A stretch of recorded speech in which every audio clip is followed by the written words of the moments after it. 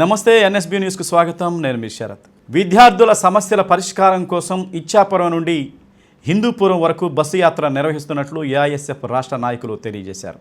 దీనికి సంబంధించిన వివరాలను ఒంగోలు మల్లయ్యలింగం భవనంలో జరిగిన మీడియా సమావేశంలో విద్యార్థి సంఘాల నాయకులు తెలిపారు.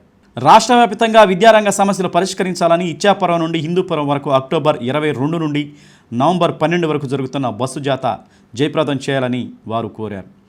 ఒంగోలు పట్టణంలోని సిపిఐ కార్యాలయం భవనంలో గోడపత్రికను ఆవిష్కరించారు.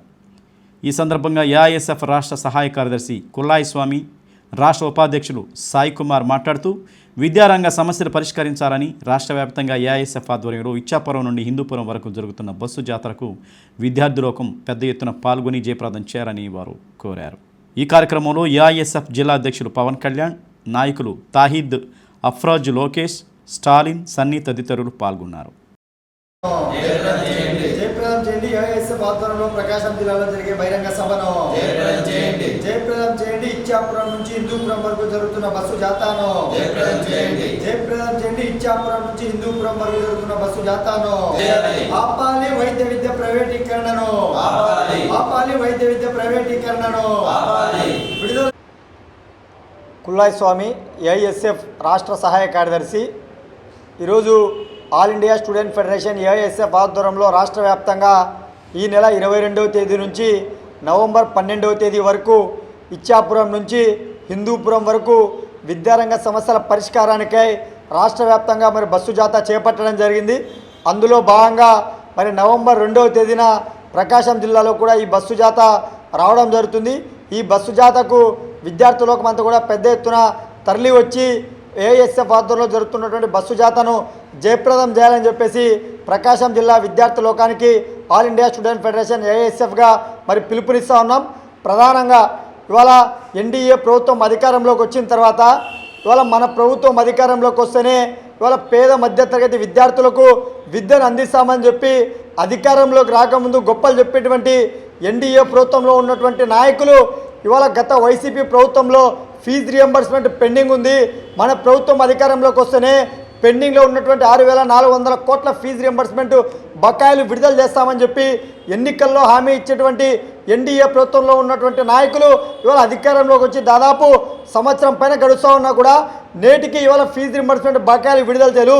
ఒకవైపేమో అసెంబ్లీ సమావేశాలలో విద్యా సంవత్సరానికి సంబంధించి 600 కోట్లు విడుదల చేశాం, 800 కోట్లు విడుదల చేశామని చెప్పి ప్రకటిస్తూ ఉన్నారు. కానీ అవి కేవలం పేపర్ ప్రకటనలకు మాత్రమే పరిమితమై తప్ప నేటికి విద్యార్థుల ఖాతాలో ఎవరికి కూడా జమ కాలేదని చెప్పి మేము అడుగుతూ ఉన్నాం.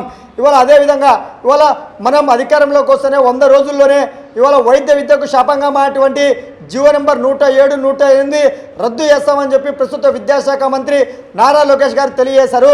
ఇవాళ వైద్య విద్య జీవోలను రద్దు చేయకపోగా ఇవాళ వైసీపీ ప్రభుత్వంలో 50% వైద్య విద్యను ప్రైవేటీకరణ చేస్తే ఇదే ఎన్డీఏ ప్రభుత్వంలో ఉన్నటువంటి నాయకులు వైద్య విద్యను పేదలకు అందకున్నటువంటి పద్ధతుల్లో 100% ప్రైవేటీకరణ పీపీపీ విధానాన్ని తీసుకొచ్చి పేదలకు వైద్య విద్య అందకోకుండా ఎన్డీఏ ప్రభుత్వంలో ఉన్నటువంటి నాయకులు చేస్తూ ఉన్నారు. ఇది సరైంది కాదు. ఏఐఎస్ఎఫ్ రాష్ట్ర ఉపాధ్యక్షులు, ఏఐఎస్ఎఫ్ రాష్ట్ర సమితి ఆధ్వర్యంలో ఈ నెల 22 నుంచి నవంబర్ 12వ తారీఖు వరకు కూడా ఏఐఎస్ఎఫ్ ఆధ్వర్యంలో బస్ జాత ఇచ్చాపురం నుంచి హిందూపురం వరకు కూడా నిర్వహించడం జరుగుతుంది. అందులో భాగంగానే నవంబర్ 2వ తారీఖున మన ప్రకాశం జిల్లాకు కూడా బస్ జాత రావడం జరుగుతుంది. ప్రధానంగా ఈరోజు రాష్ట్ర ప్రభుత్వాన్ని, ఎన్డీఏ కూటమి ప్రభుత్వాన్ని ఏఐఎస్ఎఫ్ నాయకత్వం అడుగుతుంది. మేమేమో మా కోరికలు కాదు, మేము అడుగుతున్నటువంటి మీరు ఇచ్చినటువంటి హామీలే మేము ఏఐఎస్ఎఫ్ నాయకత్వం ఈరోజు ఎన్డీఏ కూటమి ప్రభుత్వాన్ని డిమాండ్ చేస్తుంది, నెరవేర్చమంటుంది, ఆ సమస్యలను పరిష్కారం చేయమంటని చెప్పి ఈ సందర్భంగా ఈ బస్ జాతలో కూడా ప్రధానమైన డిమాండ్ అన్నీ కూడా మేము ఈ ప్రభుత్వాన్ని అడుగుతున్నాం. మేము అధికారంలోకి రాగానే 100 రోజుల్లోనే మెడికల్ కళాశాలను ప్రభుత్వ రంగంలో నడపాల్సినటువంటి మెడికల్ కళాశాలను ఈరోజు అంగట్ల సరుకులాగా అమ్మేస్తుంది.